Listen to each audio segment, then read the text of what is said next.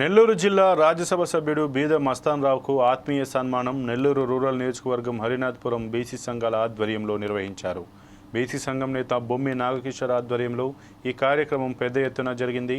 నెల్లూరు జిల్లాలో అసంపూర్తిగా ఉన్న బీసీ భవన్ నిర్మాణ బాధ్యతలను తాను తీసుకుంటానని రాజ్యసభ సభ్యుడు బీద మస్తాన్ రావు ప్రకటించారు.